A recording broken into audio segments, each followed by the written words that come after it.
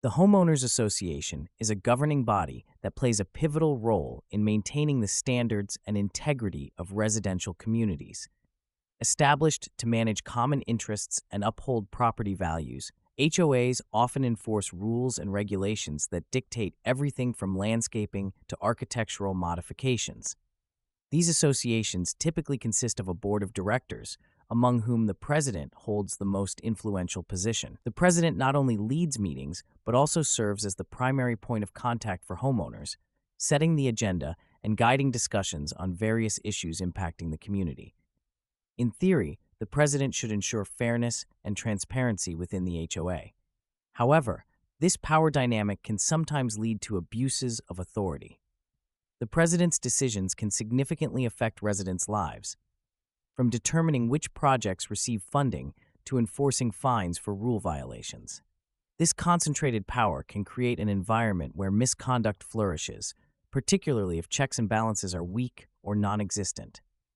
Within many HOAs, residents trust their boards to act in their best interests, unaware that some individuals may exploit their position for personal gain. This lack of oversight can result in unethical practices like favoritism in contract awards or misuse of association funds. Consequently, it can lead to disillusionment among homeowners who feel they have no recourse against unjust actions. In our community, this situation became increasingly apparent as I began to notice discrepancies in the HOA's operations. What started as a few troubling incidents soon revealed a deeper level of corruption that would ultimately lead to shocking revelations about the president's conduct. As I delved deeper into these issues, it became clear that the trust placed in our leadership was not only misplaced, but also potentially detrimental to our community's future. As I began to scrutinize the HOA's practices more closely, a disturbing pattern of corruption came to light. Financial mismanagement was rampant, with records showing significant discrepancies in budget allocations. Essential maintenance projects were consistently underfunded, while extravagant expenditures on unnecessary amenities raised eyebrows. For instance, the association had approved a lavish new entrance gate that cost tens of thousands of dollars, despite residents' complaints about crumbling sidewalks and inadequate street lighting. Favoritism also became glaringly apparent during my investigation. Certain contractors received contracts repeatedly, often without any competitive bidding process. It was as if the president had handpicked these individuals, favoring friends or personal acquaintances over those who might offer better services at more reasonable rates. These choices not only undermined fair competition, but also inflated costs for the community. Lack of transparency was another troubling aspect of the HOA's operations. Important financial documents were either not made available to homeowners or presented in convoluted formats that were difficult to understand. When residents attempted to inquire about budget decisions or request detailed breakdowns, their questions were often dismissed or met with vague responses. This culture of secrecy bred suspicion and frustration, driving a wedge between the board and the community it was supposed to serve. As I compiled evidence of these corrupt practices, it became increasingly clear that the president was exploiting their position for personal gain while neglecting the needs and concerns of homeowners. The level of deceit was shocking. I felt compelled to take action not just for myself, but for everyone whose trust had been betrayed. It was time to shine a light on this corruption and hold those responsible accountable for their actions. As my concerns about the HOA deepened, my interactions with the president and other board members began to raise significant red flags. During a community meeting intended to address maintenance issues, I vividly remember raising my hand to ask about the allocation of funds for ongoing projects. The president's response was oddly defensive. Instead of providing clarity, they changed the subject and encouraged us to focus on upcoming events. This evasiveness felt out of place, especially when so many homeowners were explicitly concerned about neglected repairs. Another encounter solidified my suspicions.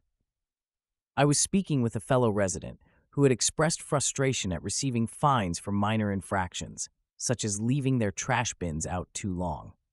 When I brought this up with the board, the president dismissed it brusquely. stating that rules were rules and fines helped maintain property values. However, I noticed that certain homeowners consistently dodged scrutiny, often people connected to the board in some way. It felt like a double standard was at play. One day, I approached a board member after a meeting to discuss issues surrounding contractor appointments. To my surprise, they seemed unprepared and evasive when I asked about the selection criteria for recent projects. Their vague remarks hinted at an uncomfortable lack of knowledge regarding key decisions being made under their oversight. This lack of accountability was alarming. It raised questions not only about their competence, but also about potential collusion amongst board members.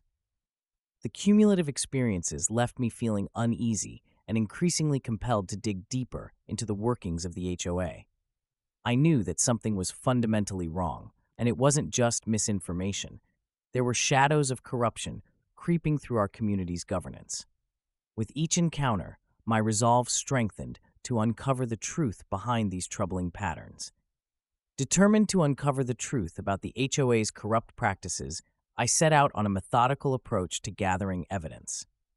My first step was attending every board meeting I could, carefully observing interactions and documenting discussions. I noticed that important topics were often glossed over or presented in ways that obscured the real issues at hand.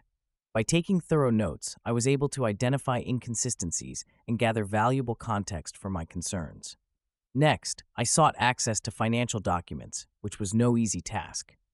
Initially, I encountered resistance when requesting copies of budget reports and expenditure records. However, by citing community rights and the bylaws that mandated transparency, I managed to obtain these crucial documents. As I pored over them, the discrepancies became even more glaring, reinforcing my suspicions of mismanagement and misuse of funds. Recognizing the importance of community support, I began reaching out to fellow homeowners who shared my concerns. Many were hesitant at first, but eventually opened up about their own grievances with the HOA, issues ranging from unfair fines to unnoticed maintenance requests. These conversations provided critical insight into how widespread dissatisfaction truly was. Armed with testimonies from my neighbors, I started to build a case that demonstrated a pattern of neglect and favoritism. Additionally, I utilized online resources and forums focused on HOA governance. Learning from others who had dealt with similar issues helped me formulate strategies for advocating change in our community. Through this network, I found guidance on how to approach local authorities about potential violations and misconduct. With each piece of evidence collected, from meeting notes to financial records and resident testimonies, I felt increasingly empowered. The mounting proof not only bolstered my claims, but also galvanized support among other homeowners eager for accountability. The time had come for decisive action against not just unethical behavior, but systemic corruption within our HOA structure. As I prepared to act on the information I had gathered, I realized that whistleblower protections would be crucial in safeguarding myself against potential retaliation from the HOA. The Whistleblower Act offers legal safeguards for individuals who report wrongdoing, ensuring they can speak out without fear of losing their job, facing harassment, or suffering any form of discrimination. These protections encourage individuals to report unethical or illegal conduct, recognizing the vital role they play in promoting accountability and integrity within organizations. Understanding these legal protections gave me the confidence to move forward. I knew that exposing corruption could lead to backlash from the board, especially since the president held significant sway over community affairs. Armed with knowledge about my rights, I documented every aspect of my findings meticulously. This would serve as a robust foundation for any complaints I needed to file under the whistleblower protections. My decision to act was fueled not just by personal conviction, but also by a deep sense of responsibility toward my fellow homeowners. They deserved a community where governance was transparent and fair. With each piece of evidence I had collected, the urgency to take action grew stronger. I couldn't remain silent while knowing that others were suffering due to the corrupt practices I had uncovered. After consulting legal resources and gathering my documentation, I formulated a plan to report the issues to relevant authorities and regulatory bodies governing HOAs. This process would require careful navigation to ensure the correct procedures were followed and maximum protection was achieved for myself and other residents who might join in the effort. The time had come to seek justice, not only for those harmed by the president's wrongdoing, but also for the integrity of our community. With my documentation in hand, the time had come to report the corruption to the appropriate authorities. I began by identifying the right channels, which included local government offices and regulatory bodies overseeing HOAs. Each entity had specific procedures for filing complaints, so I carefully reviewed their guidelines to ensure I didn't miss any necessary steps. The process was not without its challenges. Upon contacting the local authorities, I was met with skepticism. Some officials were hesitant to engage, questioning whether HOA issues warranted their attention.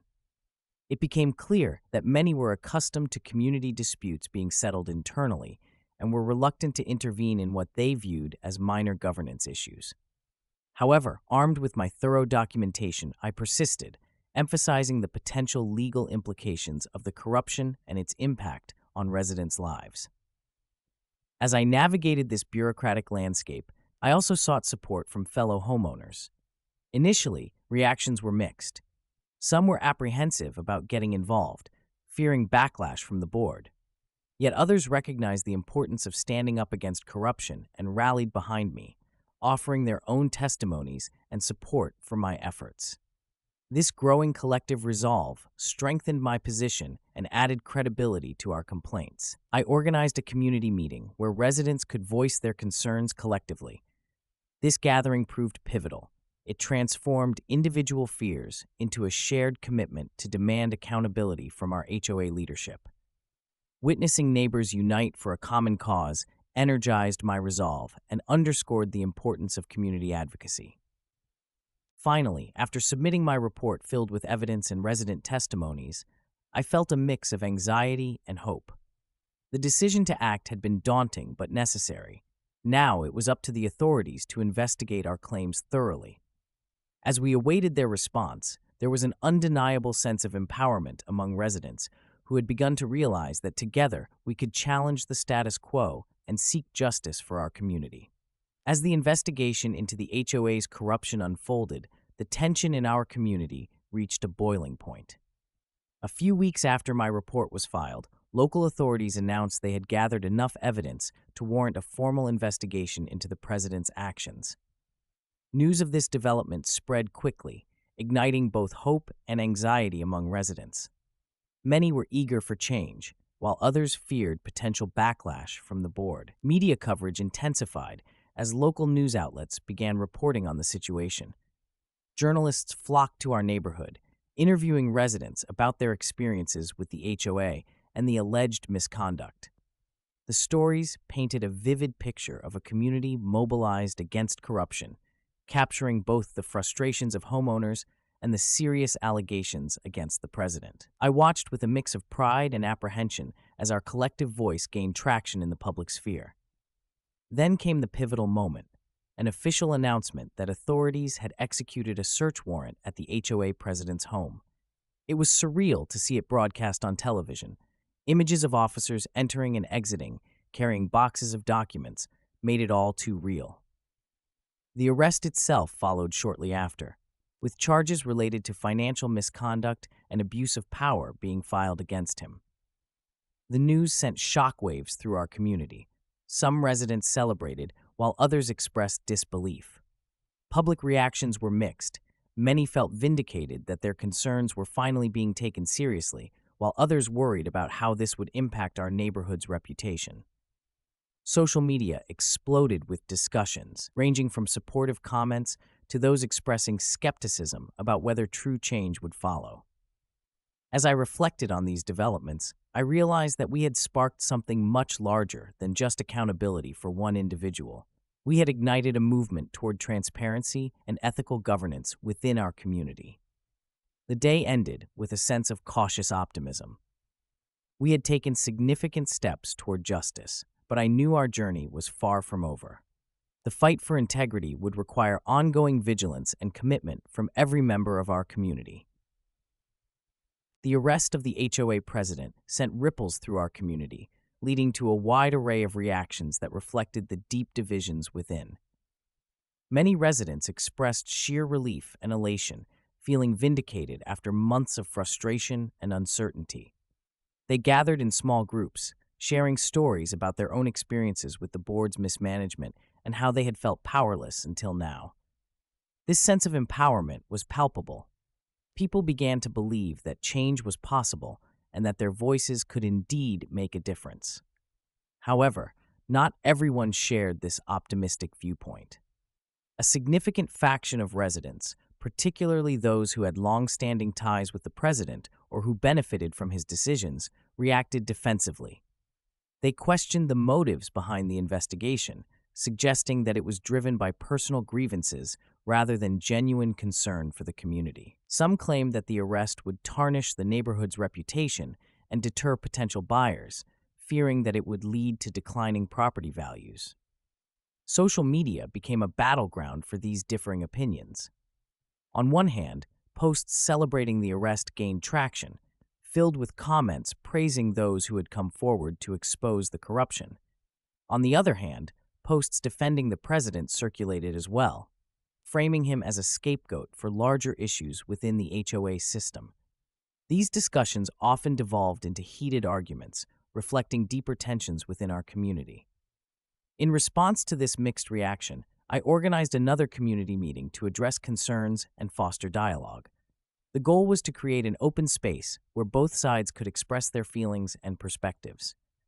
To my surprise, many who initially resisted began to engage in discussions about what ethical governance should look like moving forward. By focusing on solutions rather than assigning blame, we managed to bridge some of the divides that had formed during this tumultuous time.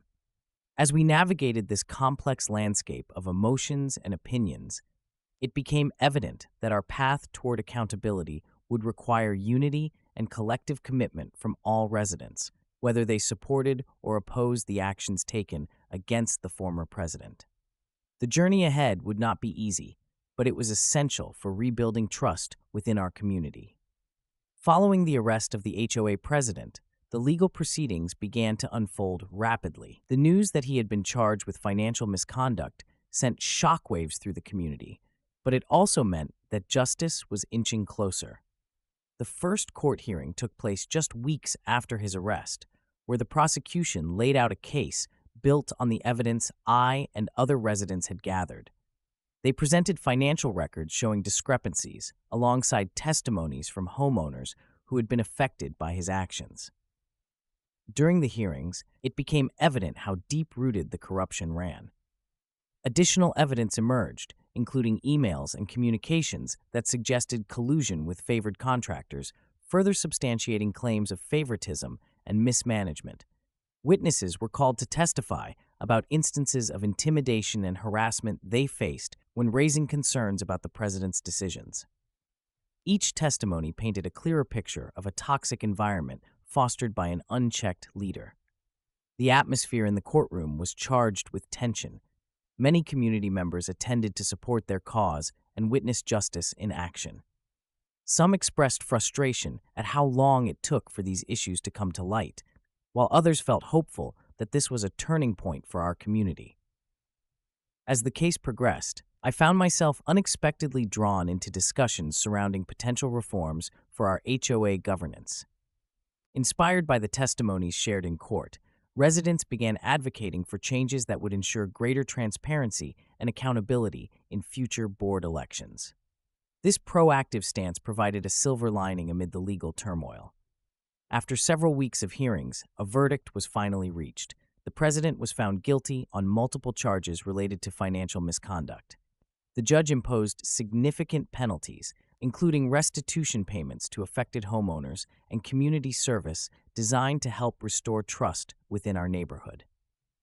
The announcement of his conviction brought tears of relief and newfound hope among many residents.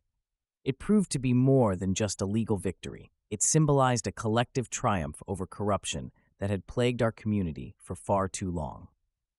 With this chapter closing, we were now faced with the opportunity and responsibility to rebuild and ensure such abuses would not happen again.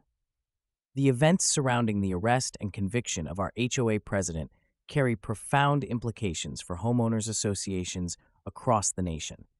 This situation has highlighted not just the importance of accountability within our own community, but also serves as a cautionary tale for HOAs everywhere. The concentration of power in a small board of directors can easily lead to corruption when transparency is lacking, prompting many to consider governance practices that promote ethical behavior and protect residents' interests. Transparency in decision-making is essential for restoring trust within any organization, especially those like HOAs that wield significant authority over community affairs. Homeowners should have access to financial records, meeting minutes, and outcomes of major decisions, knowledge that empowers them to engage meaningfully in their governance. Establishing clear channels for communication where residents can voice concerns without fear of retaliation is equally vital. Moreover, this case underscores the necessity of encouraging active participation from all homeowners. When people feel their voices matter, they are less likely to tolerate unethical practices or mismanagement. Encouraging open dialogue fosters a collective sense of responsibility, a culture where fellow residents hold each other accountable just as fervently as they do their elected representatives. In light of these implications, it's imperative that HOAs adopt reform measures designed to bolster integrity and accountability. Mandatory training sessions on ethics for board members, external audits, and regular surveys to gauge resident satisfaction could lay a foundation for more accountable governance. Ultimately, the journey toward transparency and accountability should be viewed not merely as a response to misconduct, but as an ongoing commitment to building healthier communities. By learning from this experience and advocating for changes within our organizations, we can create environments where ethical governance prevails, ensuring that homeowners feel secure and respected in their communities. In standing united against corruption, we not only rebuild trust, we establish a legacy of integrity that will serve future generations. In the aftermath of the HOA president's arrest and conviction, the dynamics within our community have shifted significantly. The once palpable tension and distrust have begun to give way to a renewed sense of purpose and collaboration among residents. Many homeowners who previously felt marginalized or ignored now find themselves actively engaged in discussions about the future of our community governance. There's an invigorated spirit of activism. Residents are more willing to voice their concerns and participate in board meetings, ensuring that their perspectives are heard. Ongoing efforts to reform HOA practices have taken center stage, sparked by the desire for transparency and accountability. A newly elected interim board has emerged, composed of community members who prioritize ethical governance and open communication. They are actively seeking input from residents on what changes need to be implemented, such as regular financial disclosures, accessible meeting minutes, and clear guidelines for contractor selection. These measures not only aim to prevent future misconduct, but also serve to rebuild trust among homeowners who had previously felt powerless against corruption. Moreover, educational workshops focused on governance and homeowner rights have been introduced, fostering a culture of informed participation. These sessions empower residents with knowledge about the workings of the HOA, encouraging them to take an active role in shaping policies that affect their lives. As we move forward, many residents are becoming increasingly aware of the importance of vigilance in maintaining an ethical community. Conversations about creating a code of conduct for board members and establishing committees dedicated to oversight are gaining traction. While some skepticism remains, particularly among those still loyal to the previous administration, the overall sentiment leans toward optimism. The arrest served not only as a catalyst for change, but also as a reminder that accountability is essential for a thriving community. As we embrace this new chapter, there is a collective understanding that ongoing engagement and collaboration will be key to ensuring that our community remains transparent, fair, and resilient against any future attempts at corruption. As our community emerges from the shadows of corruption, it is imperative that we remain vigilant and proactive in safeguarding our values and ensuring ethical governance within our homeowner associations. The journey we've undertaken demonstrates the power of collective action and the importance of speaking up when discrepancies arise. However, our responsibility does not end with the conviction of a single individual. It is crucial that each resident takes an active role in promoting transparency and accountability moving forward. I urge every homeowner to engage with their HOA governance actively. Attend meetings, voice your concerns, and familiarize yourself with the bylaws that govern your community. Knowledge is a powerful tool. Understanding how decisions are made empowers you to influence outcomes positively. Encourage fellow homeowners to participate in discussions, as diverse voices lead to better decision-making. Moreover, advocate for reforms that prioritize transparency, such as regular financial updates and open communication channels between board members and residents. It is essential that everyone feels comfortable expressing their opinions without fear of retaliation. Fostering a culture of openness will help prevent future misconduct. Consider organizing or joining committees focused on governance oversight, which can provide additional checks and balances within the HOA structure. The more engaged we are as a community, the stronger our collective voice becomes in holding board members accountable for their actions. Finally, remember that integrity in governance is an ongoing commitment. Each resident must cultivate a sense of vigilance, not just for themselves, but for their neighbors and loved ones as well. By standing together as informed and active participants, we can create an environment where ethical conduct thrives, ensuring our neighborhood remains a safe haven for generations to come. Let this experience not just serve as a lesson, but ignite a movement toward reforming HOAs nationwide. Together, we can pave the way for a future defined by trust, transparency, and respect within our communities. Your voice matters. Let it be heard.